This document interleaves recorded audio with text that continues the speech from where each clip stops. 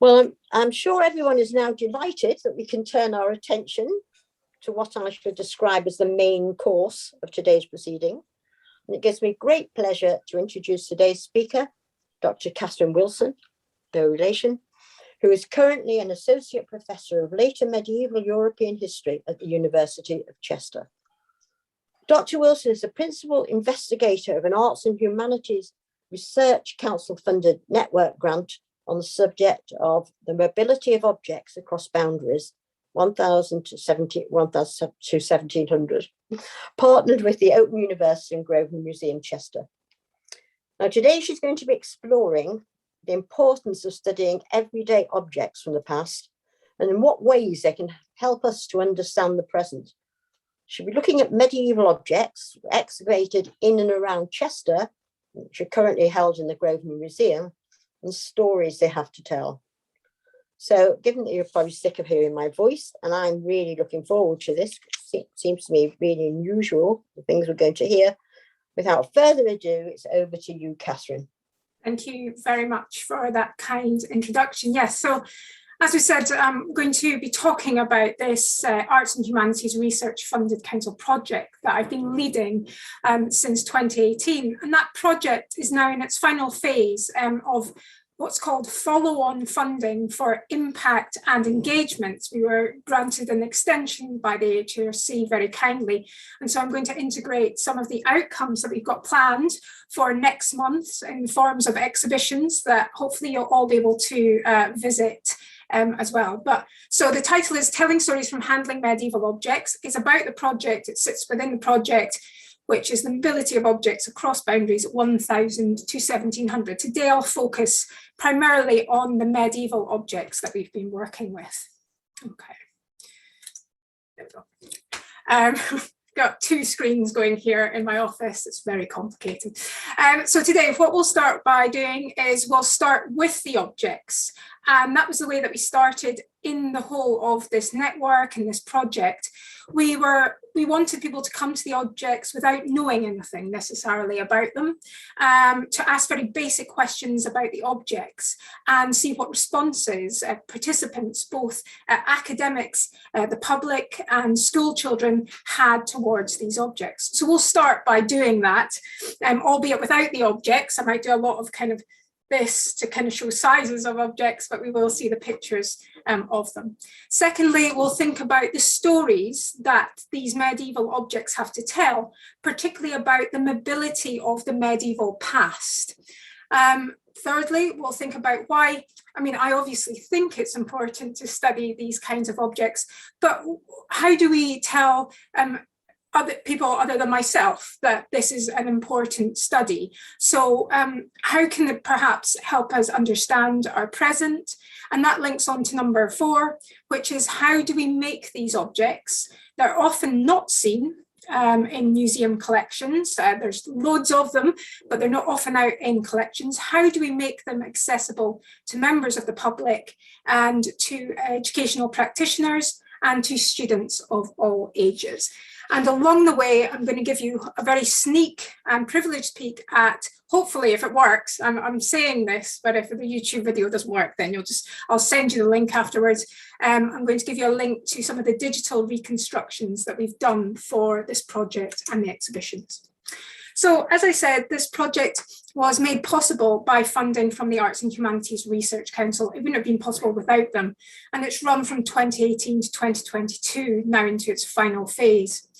I would also say that none of this would have happened without the Grosvenor Museum, and in particular without the help of Elizabeth Montgomery, who is the senior curator at the museum.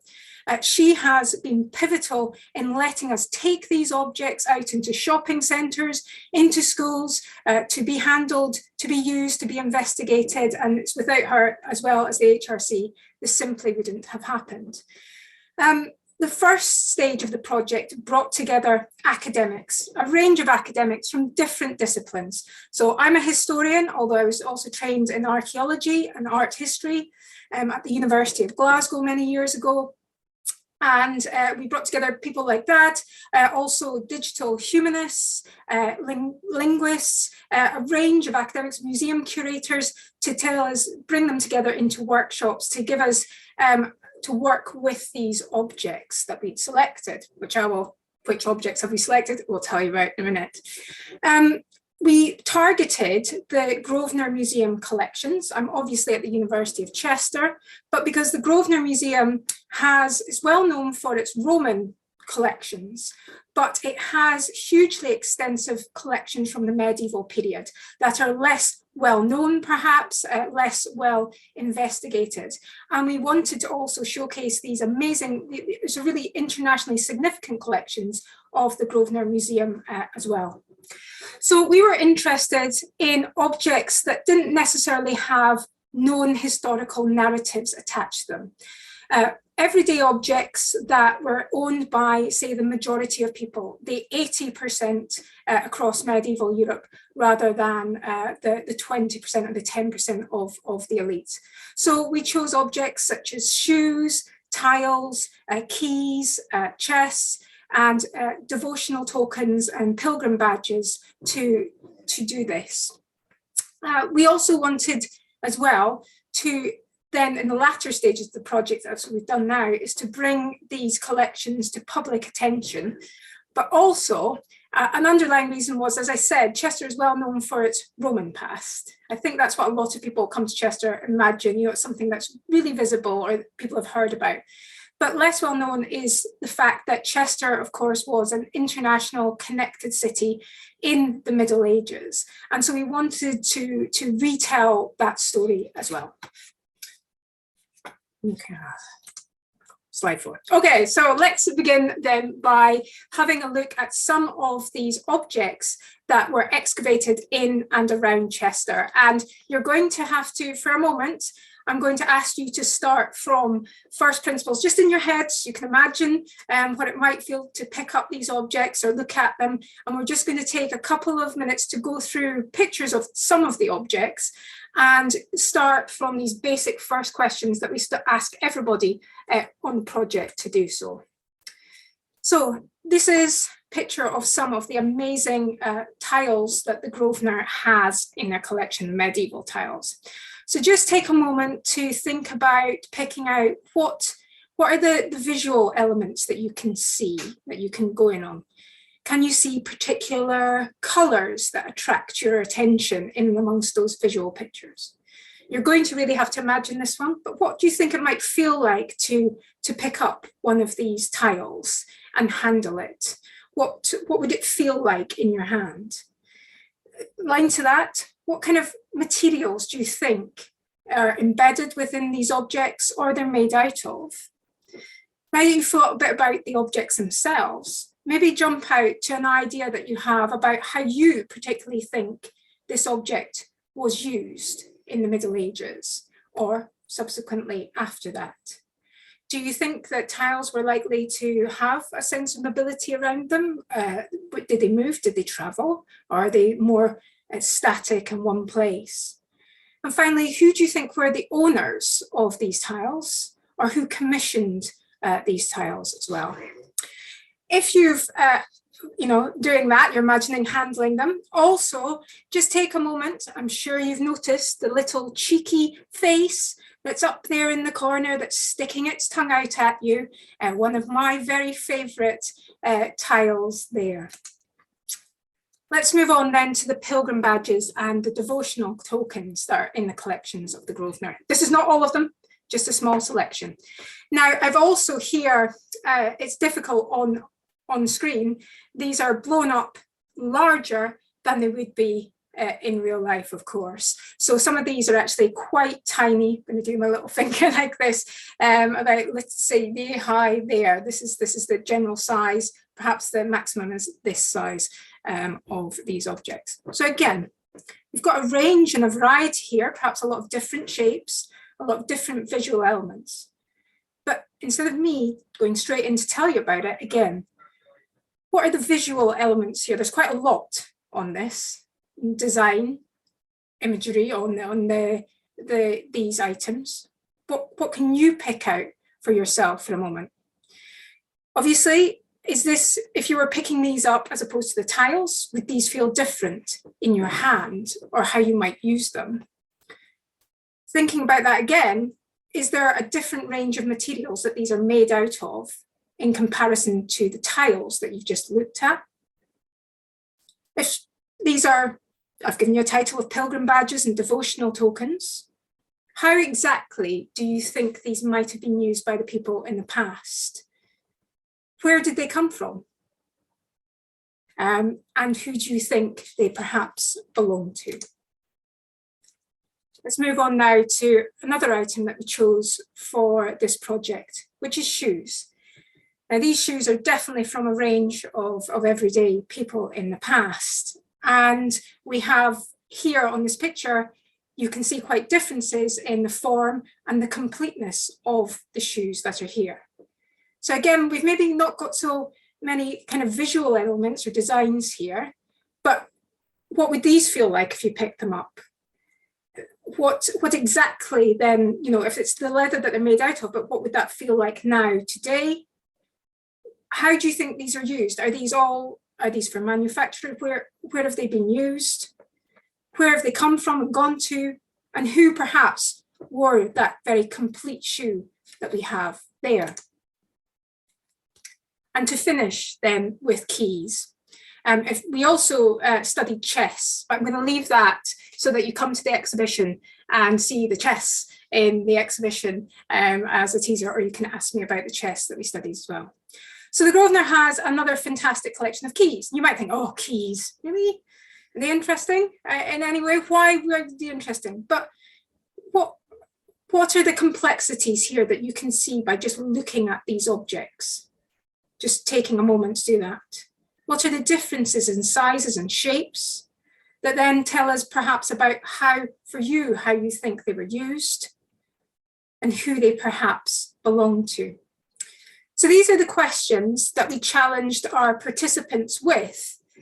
And these were academics who've got backgrounds in all the subjects from 1000 to 1700, but we wanted to start again from first principles before jumping in with our knowledge and then placing them on the objects. So what are the stories perhaps of the mobility that these objects might have to tell? Well, let's turn to the tiles then that you've just looked at in the Grosvenor collection. Many of these tiles that we have in the collections of the Grosvenor were found from excavations of ecclesiastical buildings and complexes in and around Chester. They were generally made from clay. They'd be shaped with a mold, and then they were stamped with a design. As you can see from the slide that I showed you before, there's a multitude of designs that are appearing in the Middle Ages, which is telling us that there's a mass market for these objects and that there's a growing consumer base for these objects in the past. Some of the tiles are highly coloured. In fact, we have a beautiful one from St. John's that has an Italian designs and glazes on it, so they can be highly coloured. Sometimes that glaze and that colour has faded over time, but the glaze over the colour would have given the tiles a sheen, so that if you were walking on them and you had the candlelight flickering, it would pick up the complexities of the designs of the tiles on the floor. There's a very particular story attached to this tile here, which is the 3-hair tile that was excavated from the nave of Chester Cathedral in 1996. So I want you to stare now, because we all like staring at computer screens. That's what we do in this new world. I'd like you to stare at the ears of the tile there, the ears of the hair. If you think it's a rabbit, that's fine too. But have a stare at the ears there. It's clearly, it's a motif, it's a visual riddle or a puzzle. So it's designed to provoke a response, just like that cheeky little lion with their tongue stuck out. There's a response here that it's going to provoke. Each hair, as you can see, has 2 ears, but only 3 ears are drawn on the tile. So we have this little play here. Now, this design has not come from Chester. It's a copy of a motif that came, we think, from Dunhuang in Western China This was a cave complex that was excavated. It dates from the 6th and 7th centuries. So we know that this kind of visual motif has been around for a very, very long time. Some scholars have even suggested that it perhaps originated very plausibly earlier than that, in the 6th and 7th centuries, perhaps in Persia. So what stories might this then tell of the Middle Ages? Well, for us, this design shows how motifs and ideas circulate over long distances and different periods in the Middle Ages. It's telling us about a global Middle Ages, a Middle Ages of interactions beyond the local and then to the local. So it's quite likely that this design traveled all the way from the Silk routes from China into Western Europe. We've got motifs of this in certain church settings across Western Europe. There's another one in England, another one in Germany that comes from the Middle Ages. So very interestingly, we've got this movement that's occurring in the Middle Ages, likely through that trade in the Silk routes then. What are some of the stories that our pilgrim badges and our devotional tokens might tell us? Well, these objects were collected by people from different religious sites around Europe, and the ones in the Grosvenor Museum range through, we've got Canterbury, Rome and Siena. All of the ones in the Grosvenor collection were found or excavated in and around Chester. None of them were obviously actually made in the city because, of course, pilgrims, you go somewhere and you bring something back. So you're not going to come to Chester necessarily as a Cestrian and then take one of the St. Warburger's geese back to your home in Chester. You're more likely to go to Rome, bring that back. Many of the tokens are small, which tells us about the way in which they were worn. Some of them are clearly designed to be worn as a badge, perhaps as on a lapel. Some are meant to be hung down around your neck. Others, quite popularly, were worn on hats. And these are the ones that maybe identified you as a person taking that spiritual journey. Others seem to have had perhaps the ones where we have spoons or an apostle. You can collect all your apostles in your spoon selection. These were perhaps designed to be kept in the home. In the Middle Ages, people quite often have little devotional spaces in their homes where they might take prayer, and so perhaps these were brought out at those times. Others might have clearly been to show that you've undertaken these journeys. Again, like the tiles, we have a huge range of badges. It doesn't matter how rich or poor you are, you can have a devotional token badge. Somebody has made one for you. So we have some that are made from very cheap metals, such as pewter. Others, like these ones you can see here, are made from silver, and they are all mass produced from molds, which again tells us about that mass production that we have in this period of these everyday items. This one here, you can see just down the side here, towards the bottom of it, and you can see it very clearly when you're handling these things, the imprint of where it's been cut out from the mold, telling us about that mass production. So what does it tell us about the Middle Ages? What's the stories it might tell us? Connected to nobility. These ones here that you can see are silver spoon handles that came from Rome. Now we have two, and obviously we didn't just have two people going to Rome from Chester, but that just tells us that people are clearly undertaking this pilgrimage frequently. One is more discoloured than the other, and so we're missing the bottom here, the spoon.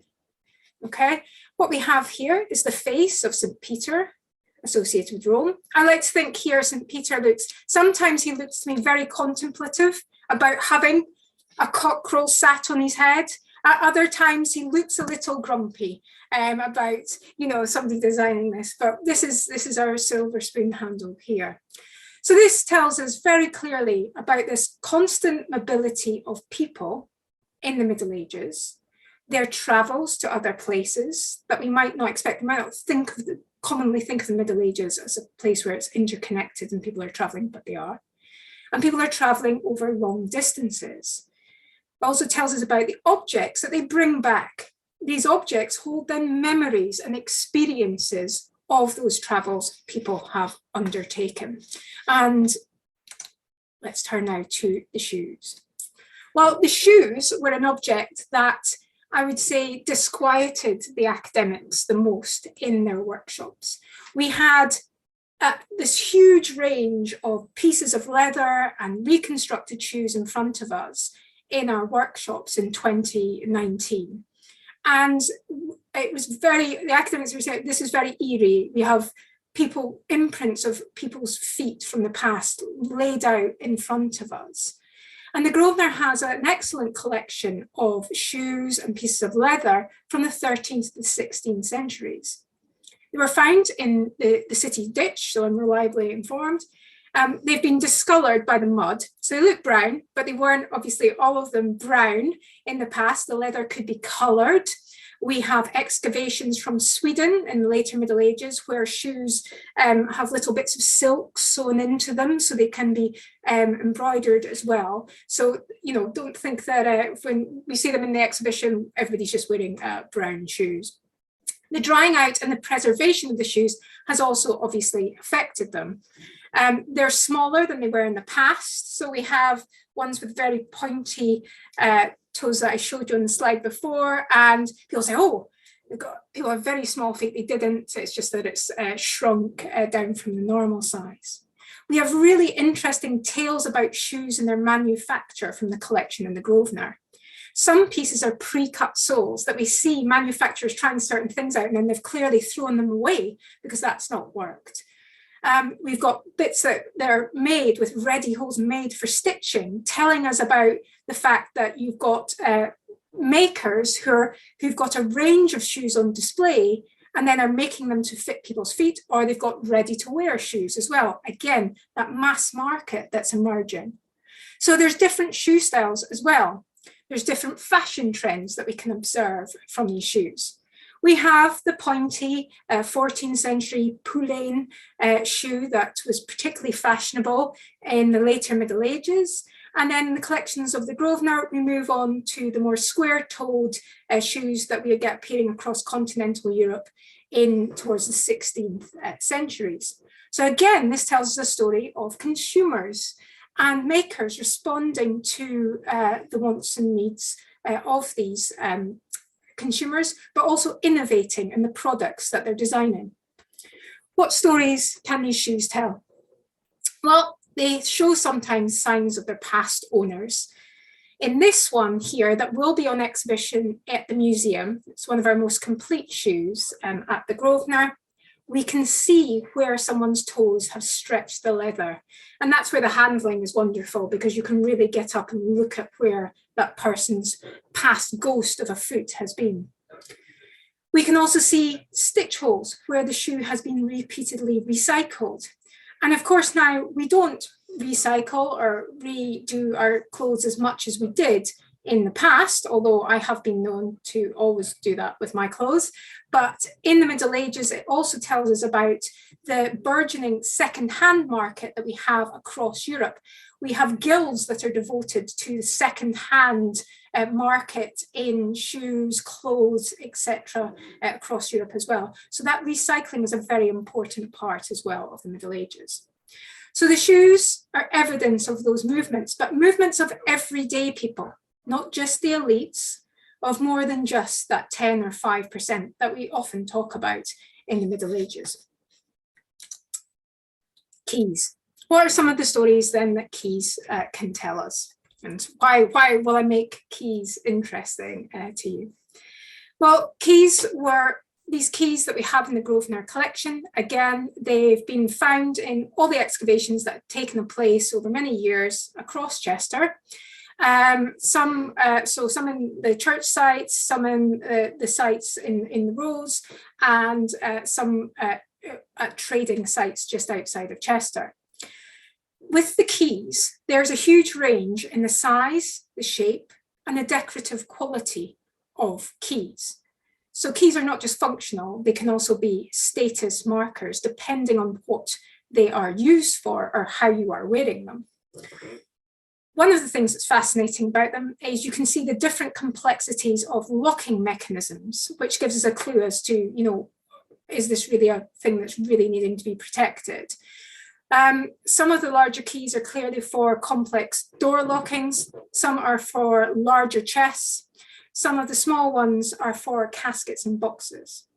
Now, when we look at, say, inventories of goods of people's houses in the Middle Ages, and we have many, many hundreds of thousands of these across Western Europe, we see that one of the things people have in their houses that they have much more than today is chests and caskets. And that's for all social groups, right through from the peasantry, right through to nobility. So keys are an indicator, not saying that every key opened a chest, but chests are a very important item in the Middle Ages, and chests and caskets. And so many of these keys do open these kind of objects. So they might have been used, they were kept on the body, protect different spaces, protect personal items and valuables. What stories do they tell us about the Middle Ages? Well, this one was found here, this key, which is about, there we go, that size, quite small, very, very thin material. It was found at the Mells trading site just outside of Chester on the Wirral. Now, the Mells trading site is a hugely important trading kind of market place that is there from the end of the Roman period right through into the Middle Ages. So that's all I can tell you about this key. It was found there. This is what it says in the excavation find about it. What was this used to unlock? What did it protect or conceal? Who dropped or lost or disposed of this key? Or indeed, is this a key at all? I have my suspicions. Now, we had a handling session where a member of the public whose son was a locksmith suggested that this might be a kind of false key, or a key that was used to, open locks that no longer had keys, because if we've got these things, we also have locksmiths operating in the Middle Ages. Elizabeth Montgomery, the senior curator, she says, well, what about if it's a lifting locking mechanism that was used for this one rather than a turning one? So, add your thoughts today to what this key opened or what it was used for. We'll be pleased to hear about it. So keys are interesting in the way that they actually, in terms of mobility, they often stop things. And then we need to question why these things were stopped. Keys link into chests also that tell us about a big story about developments in banking and commerce and credit in the Middle Ages that I'll go on to talk about now. So why is it important perhaps to think about these objects from the past? How can they help us understand the present or big historical narratives in the past? So how does this all feed into bigger historical shifts in the period? Well, from about 1700, there's a huge expansion in the number and variety of everyday objects across Western Europe. Quite simply, people had access to more things in this period than ever before. And there's a particular surge around from the 12th centuries onwards, and particularly after the Black Death. Martha Howell, who's written a wonderful book called Commerce Before Capitalism, in this book, she said that Western Europe, 1300 to 1600, well, arguably some authors will put that back, says that it merges into a commercial society. It finally catches up with the rest of the globe in this period. So what we have in this period is we have an increase in trade routes, we have increases in banking and credit and commerce, and some of these things that allows people to trade and more objects to be manufactured, for trade to happen quicker across Western Europe. Marianne Kowaleski talks about even a consumer revolution in Western Europe. That should have an N on it, but it doesn't. Always look out for my typos in these PowerPoints. It keeps you on your toes and it keeps you awake. So Marianne Kowaleski, she's identified this consumer revolution during this same period.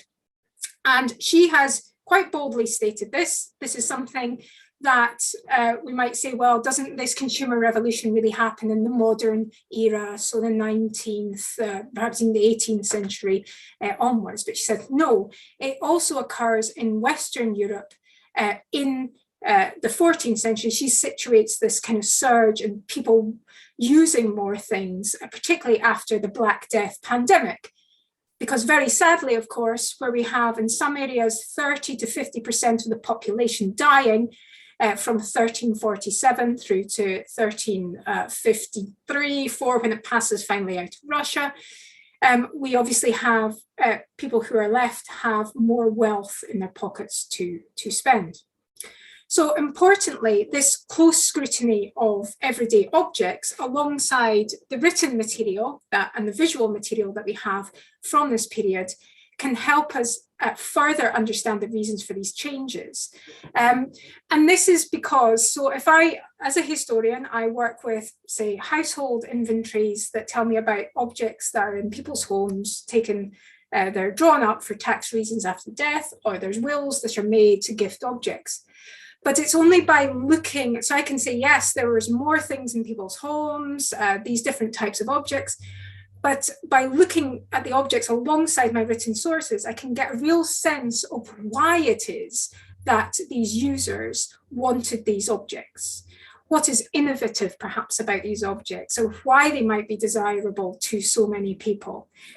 So it's very important to situate these objects to understand why these changes in consumer objects happened as well. It also very much helps us think about how they were displayed in people's homes, because that is not always obvious from household inventories or the wills that we have, or even the visual material that we have from this period. Okay, so another part of the project, as I said, so we're in the second half of the project, is taking this project public, if you like. And part of the project we really wanted for the exhibitions, we wanted to reconstruct past spaces to showcase this mobility of objects and the increase in objects.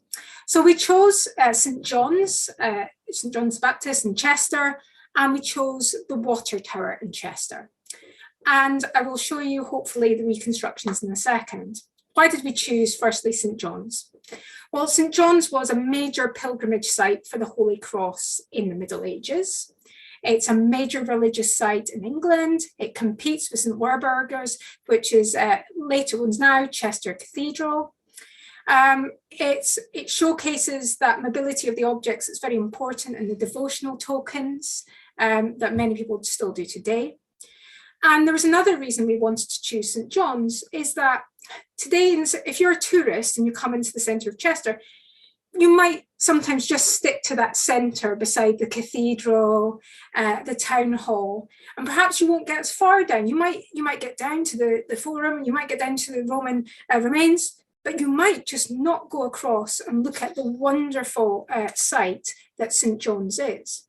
And when you get there, St. John's is a complex site to understand, and I don't fully understand it, but I do have people that I work with who are much better at understanding it than me, and obviously the people that are at St. John's who are fantastic. So it's a complex site.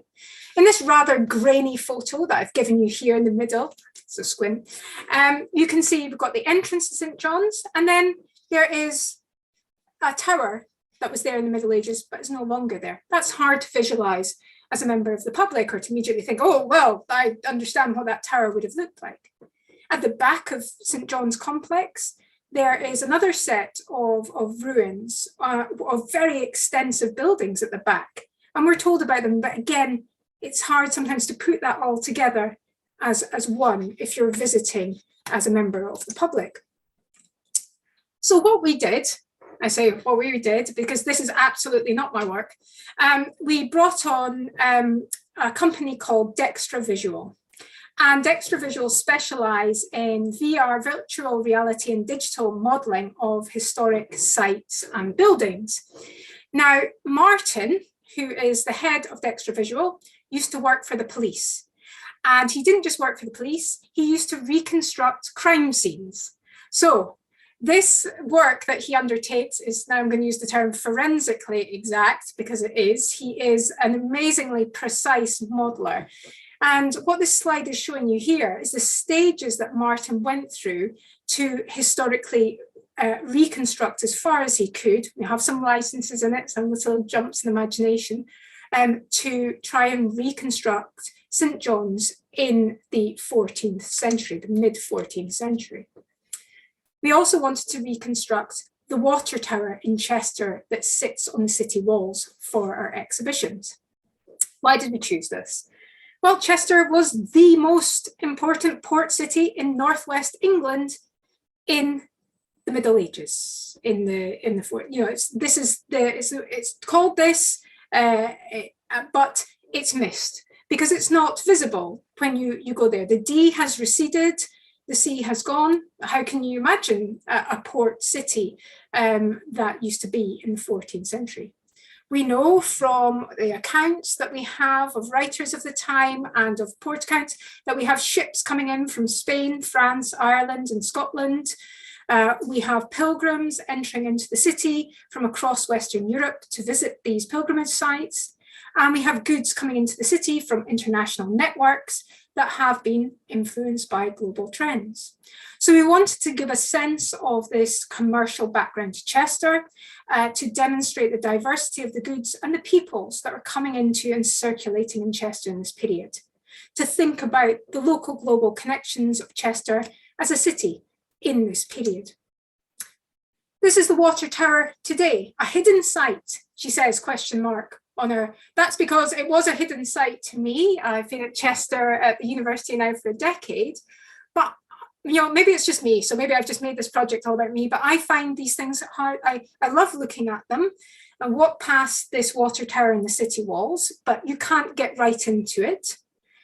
And it's hard for me, perhaps just me, to visualize what that looked like as a port connected with the city. This is Martin's starting with his VR modeling of the water tower, and this is him building up to his final realization, this one without people and houses. Now, I'm going to try and play this, and I really hope it plays. So we shall see if it plays ball with me. Let me see. Sometimes I go back and, oh, there we go. Right. I'll play this now. This is what we're hoping we will show at the exhibition. And you will also be able to access this in 360 and virtual reality as well, but you can just watch it on screen. Hopefully, I press play, it will go.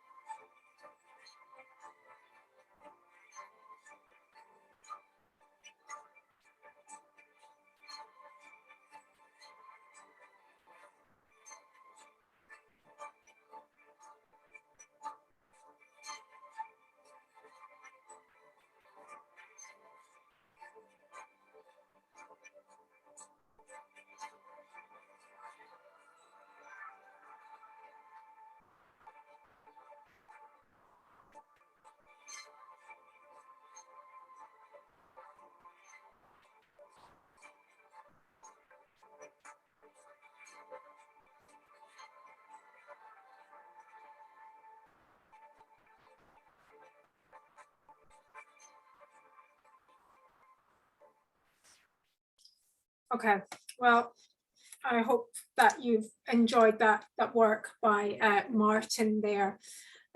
So how might we then also take this forward? You don't just want a project to stop and have no legacy. How do we make these objects, or how can these objects be used and made accessible to members of the public, educational practitioners, and to students of all ages? Well, I used to be a secondary school teacher, and I am still actually registered as a secondary school teacher in both England and Scotland.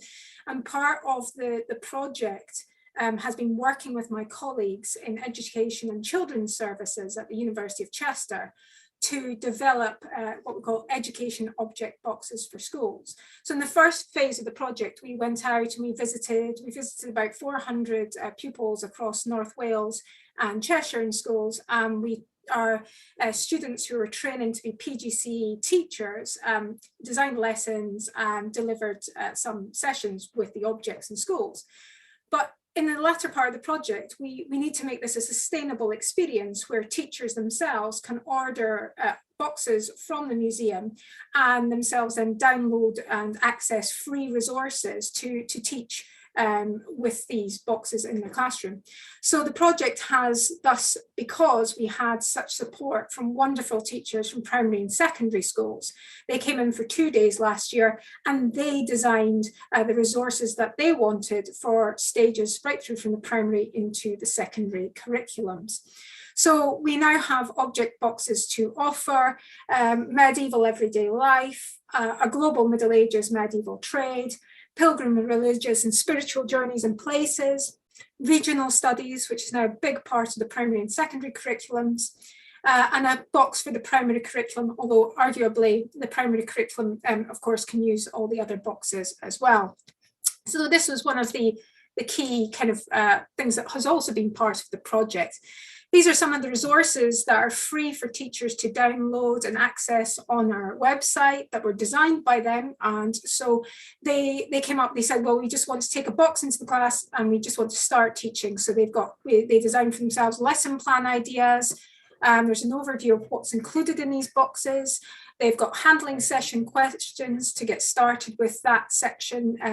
They've got extra extension activities, so perhaps designing your own shoe, creative writing, or indeed doing more research as you might progress through the secondary curriculum to extend those skills of history in the classroom. These are some of the best experiences that we've had where we go out to schools that will be ending soon, but the teachers will take over and hopefully deliver them themselves. This is some of our PGCE trainee teachers delivering the sessions to the schools. It's been simply wonderful. At the end of each session, so the pupils spend time, it's very important for them to handle the objects and to talk about them. And we're doing a lot of research on this, very interesting regarding what the pupils come up with. But at the end of these sessions, we ask the pupils to which object have they particularly connected with most, and we asked them to do a piece of creative writing on that based around the object's life or what they imagined, who used it, where was it used? Those are the questions that they were doing. And they came up with some of the most wonderful work, which will be exhibited in our exhibitions. So to the exhibitions then, nearly finished.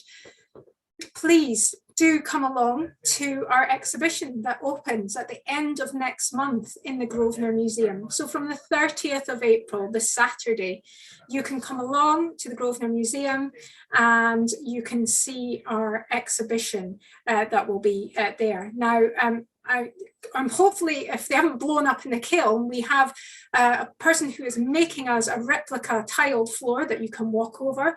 You can try on medieval shoes. You can handle replica objects. It's going to be, hopefully an all singing, all dancing experience. And Liz Montgomery is working super hard on making that happen. Chester Cathedral have very kindly decided that they would like to also showcase the exhibition. So if you think I love this exhibition so much, but I want to see it in an actual medieval setting, in the chapter house in the cathedral. It will be situated in Chester Cathedral from the 22nd of August to the 18th of September. And I'm very interested to see how it translates to that setting and what it is like there. We've held pop-up exhibitions for the public in the past year. We will have one more that will happen in October in Chester Cathedral as part of the Medieval Experience Day. So if you want to come along and actually handle the objects rather than just hear me talk about them on a Zoom call, then please come along to that as well. Email me and I will send you the date for that. This is us holding our pop-up exhibitions. They've been fantastic. We've been at very many kind of different sites, shopping centres, and in Chester Cathedral as well. And it should be called How to Do a Project During a Pandemic, as you can see there. Socially distanced. You have to wear gloves anyway to handle the objects, so we kind of passed that hurdle. The only extra, and we always have hand gel. So it was just the addition of the masks for us with this. So if you want to find out more, I'm on Twitter. People don't like Twitter, that's fine. Don't bother following me. I just tend to post about medieval objects anyway, but I do give updates about the project. But the place that you want to go to is our project website, an exhibition website that's down at the bottom there. That's mob.chester.ac.uk. It's a fantastic resource that's been put together by our informatics team at the University of Chester. And it's designed as a companion to the project and the exhibitions. Not everybody will be able to come to our static exhibitions, so we wanted to give people another way into seeing these objects and experiencing them. And I hope that the website also does that. Plus, you can vote for your favourite object. So if you do nothing else but go there, that's maybe what you want to do. Thank you very much for listening today. I realise it's a hot afternoon and it's that sleepy time, so thanks for bearing with me. Thank you very much, Catherine. Thank you for a marvellous insight into this really fascinating project. I think what we'll do is, now I've got everybody back on the screen and I can see them. If you would like to ask a question, maybe if you put your hand up digitally if you can, or if you'd rather put something in the chat, I'll keep an eye on that as well. So I'm trying to do both at the same time. I'm looking at the chat to see if there's anybody who would like to go first.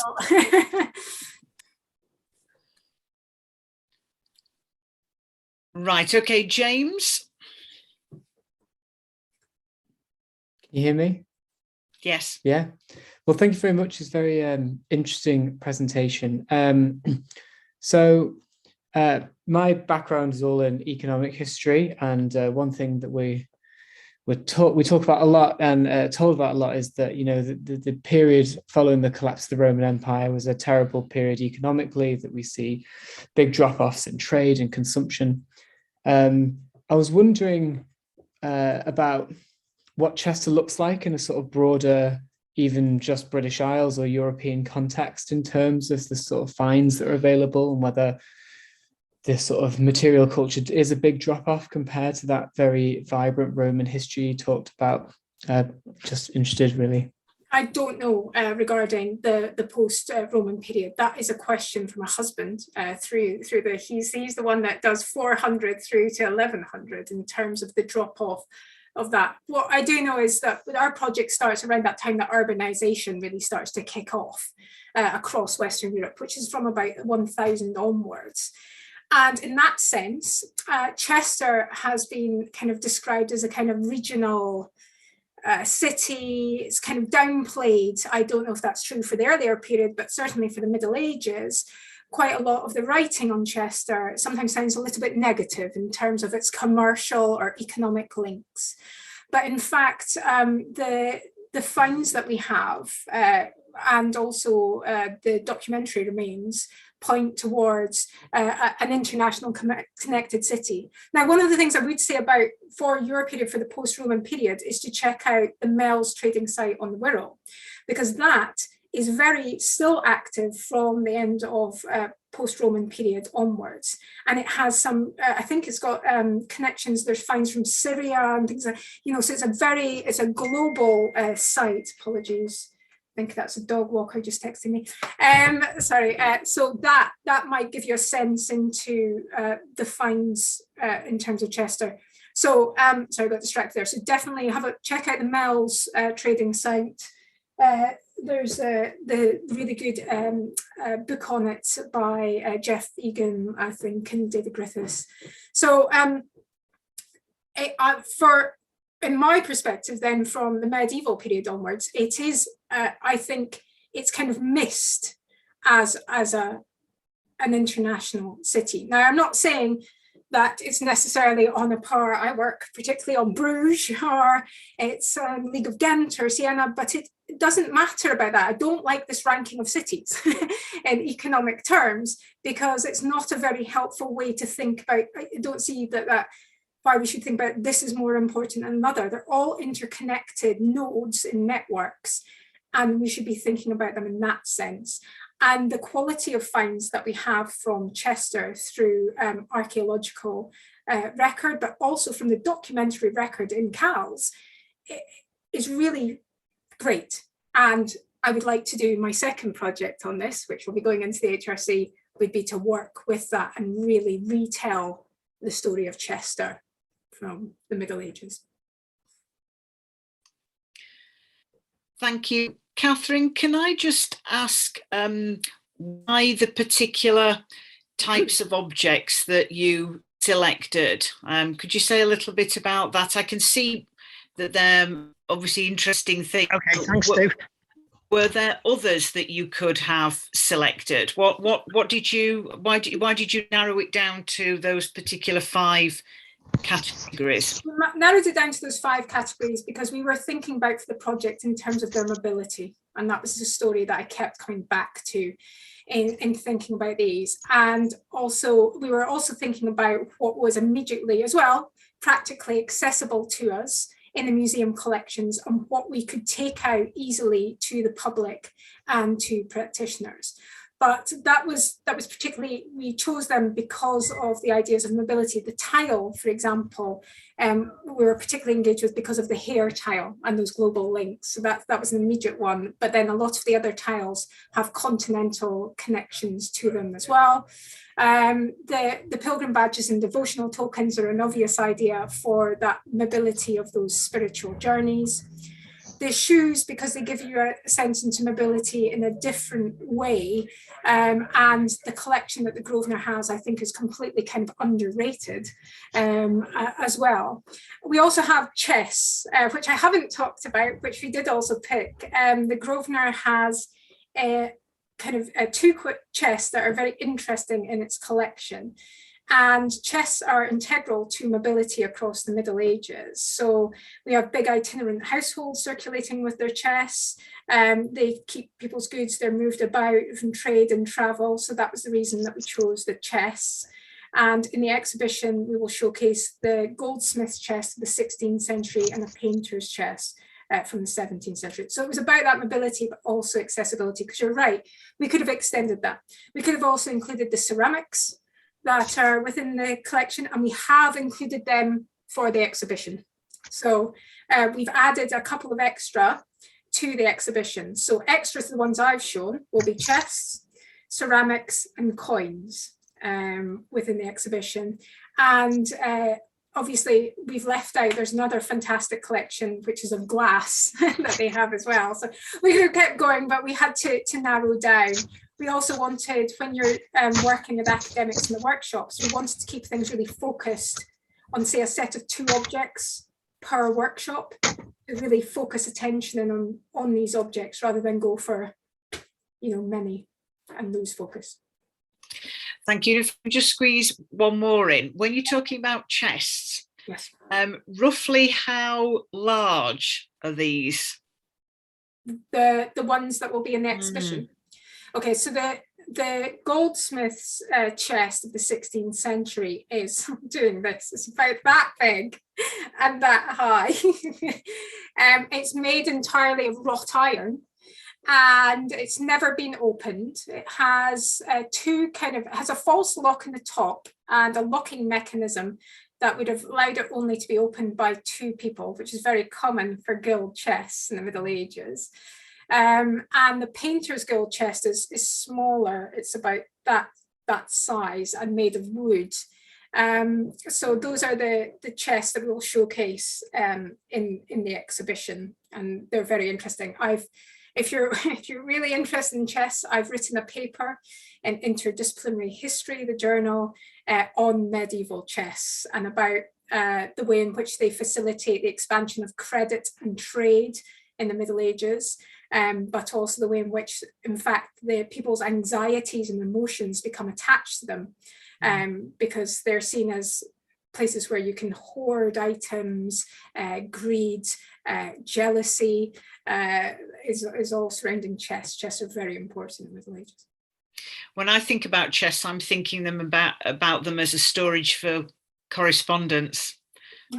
That's what they mean to me. For the people I work on, that's where political correspondence was being stored, clearly very carefully, and a chest then placed in a closet and stored there, and that's where the correspondence was. So I was kind of wondering how large this was likely to be. Right, thank you very much. Do we have any other questions?